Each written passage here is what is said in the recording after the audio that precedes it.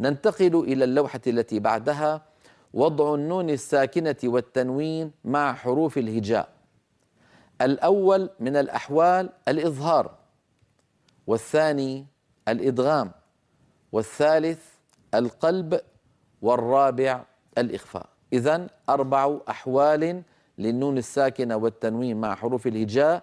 وأعود فأقول إلا الألف، لأن الألف لا يمكن أن تأتي بعد النون الساكنة، لأن الألف ساكنة ولا بد أن تكون مسبوقة بفتحة، وليست النون الساكنة مفتوحة. ننتقل إلى اللوحة التي بعدها والتي تتحدث عن الحكم الأول. نرى في البيت 66 أمامنا: فعند حرف الحلق أظهر والدغم في اللام والراء لا بغنة لزم. نرى على اللوحة: الإظهار لغة البيان، واصطلاحا إخراج كل حرف من مخرجه من غير زيادة في الغنة. أرجو أن يكون هذا التعريف واضحا لديكم. ما هو الإظهار؟ إخراج كل حرف من مخرجه من غير زيادة في الغنة، ولا نقول من غير غنة كما نسمع من بعض إخواننا المعاصرين. هذا كلام غير دقيق. لما نقول من غير غنة، لا بد في كل نون وفي كل ميم من غنة، ولكن الغنة في الإظهار لا زيادة فيها. فلما نقول مثلا من آمن هذه النون فيها غنة ولكن لا نزيد فيها. إذن التعريف الدقيق للإظهار: إخراج كل حرف من مخرجه من غير زيادة في الغنة. ننتقل إلى اللوحة التي بعدها. الحكم الأول الإظهار. تظهر النون الساكنة أو التنوين إذا أتى بعدهما حرف من أحرف الحلق 6، وهي الهمزة والهاء والعين والحاء والغين والخاء. لاحظوا بأن الحلق حروفه بعيدة عن مخرج النون. النون أيها الإخوة من طرف اللسان من الأمام، وحروف الحلق من الحلق، والحلق بعيد عن طرف اللسان. طرف اللسان في الأمام أن، والحلق وحروفه بعيدة عن طرف اللسان. إذن كما أسلفت منذ قليل، بعد المخارج موجب الإظهار. لماذا كانت العرب تظهر النون عند حروف الحلق؟ أولا الإظهار هو الأصل في التقاء الحروف، وقلت هذا في الحلقة الماضية. إذا الأصل في التقاء الحروف الإظهار، هذا هو الأصل. وكل عدول عن الإظهار إلى غيره من إدغام وإخفاء وقلب عدول إلى الأسهل، بينما في حروف الحلق الأسهل هو الإظهار. يعني الأسهل أن أقول من آمن، من هاد، عليم حكيم، هكذا من غير تطويل للغنة ومن غير تغيير للمخارج. إذن تظهر النون الساكنة والتنوين عند حروف الحلق 6: الهمزة والهاء والعين والحاء والغين والخاء. فنرى أمامنا على اللوحة أمثلة على إظهار النون الساكنة والتنوين عند حروف الهجاء. نرى على اللوحة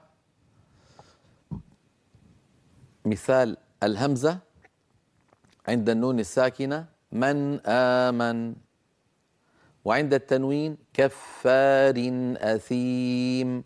لاحظوا أنني عندما أنطق الأمثلة لا أزيد في زمن النون، يعني ولا أجعل دمجا بين النون والهمزة، بل تبقى النون مستقلة تمام الاستقلال عن الهمزة ولا زيادة في غنتها. من آمن، كفار أثيم، هكذا كفار أثيم. أما مثال الهاء فنرى مثال النون: منهاد، منهاد. ومثال التنوين: ولكل قوم هاد، ولكل قوم هاد. لاحظوا بأنني لم أزد في زمن التنوين شيئا.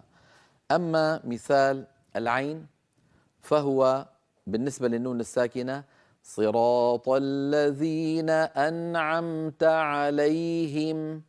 أنعمت عليهم. انتقلت من النون إلى العين مباشرة بدون أن أزيد في زمن الغنة. أنعمت عليهم. ومثال التنوين سميع عليم. سميع عليم، أيضا لم أزد في زمن التنوين. نرى مثال الحاء في النون الساكنة، قوله تعالى وانحر. وانحر، نون ساكنة بعدها حاء ولا زيادة في زمنها. وبالنسبة للتنوين عليم حكيم، أيضا لا زيادة في زمن التنوين. مثال الذي بعده حرف الغين كما نرى فسينغضون، نون ساكنة بعدها غين لا زيادة في زمن النون. فسينغضون.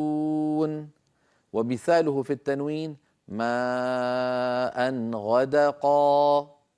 ماء غدقا. لاحظوا بأن التنوين كما هو لم نزد فيه شيئا أبدا. مثال الحرف السادس والأخير من حروف الإظهار من خير. من خير، نون ساكنة بعدها خاء لم أزد في زمن النون. كرة خاسرة. كرة خاسرة، تنوين بعده خاء أيضا لم نزد في زمن التنوين. إذن نلاحظ أننا عند نطق نون ساكنة أو تنوين بعده حرف من حروف الحلق الستة لا نزيد في زمن الغنة ولا نغير في مخارج الحروف. هذا هو إظهار النون الساكنة والتنوين عند حروف الحلق الستة.